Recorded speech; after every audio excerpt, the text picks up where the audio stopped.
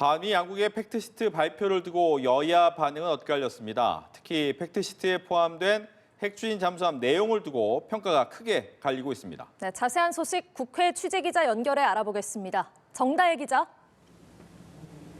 네, 더불어민주당은 대통령 실용 외교의 성과라며 일제히 환영했습니다. 정청래 대표는 부산 현장 최고위 도중 팩트시트가 발표되자 이재명 대통령이 오직 국익 관점에서 뚝심 있게 협상을 잘했다고 지켜세웠습니다. 박수현 수석 대변인도 국익을 지키고 한미동맹을 격상시켰다고 호평했습니다. 상업적인 합리성이 입증된 투자를 명시해서 근거 없는 우려와 불신을 해소했으며 핵추진 잠수함 건조 등 안보 조선 분야에서도 굵직한 진전을 이뤄냈다고 평가했습니다.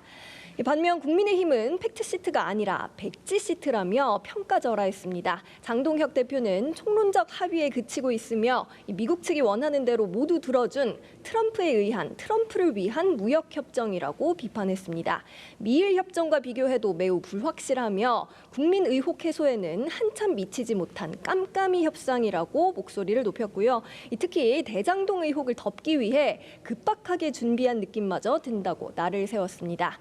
전체 회의가 열리고 있는 외통위에서는 팩트시트에 포함된 핵추진 잠수함을 두고 공방이 벌어졌습니다. 민주당은 지난 30년간 못한 걸 매듭지었다며 큰 성과라고 했고, 국민의힘은 한국과 미국 중 어디서 건조하는 건지 나와 있지 않다며 구체성이 결여됐다고 평가절하했습니다.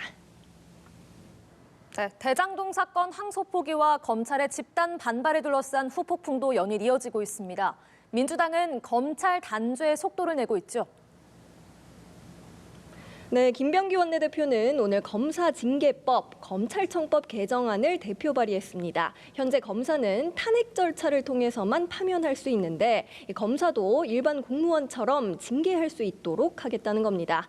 이 개정안을 접수한 원내대변인단은 항소 포기에 대한 검찰의 내부 반발은 항명이라고 거듭 강조했습니다. 그러면서 법무부를 향해 이번 법안이 통과되기 전에 항명 검사들에 대한 감찰과 보직해임 등 인사 조치에 나서달라고 촉구했습니다. 정청래 대표도 오늘 검찰이 집단 항명으로 개혁에 반대하고 있다며 신속히 진압하지 않으면 저항 세력이 더 준동할 거라고 강조했습니다.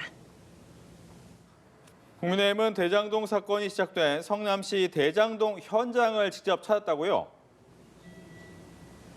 네, 국민의힘 지도부는 대장동 현장을 찾아서 항소 포기 규탄 간담회를 열고 있습니다. 이후 대장동 건설 현장을 찾아서 의혹 전반을 살피며 공세를 이어갈 예정입니다.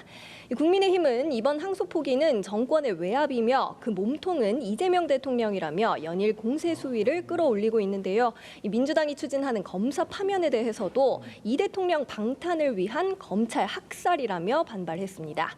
송원석 원내대표는 외압 사태로 민심이 뒤숭숭해지자 정부가 내란몰이에 나섰다며 정부 혁신 TF를 겨냥했습니다. 송 원내대표는 공직자 사찰은 북한식 생활총화, 공산당식 상호 감시라며 명백한 불법 기구라고 강조했습니다. 지금까지 국회에서 전해드렸습니다.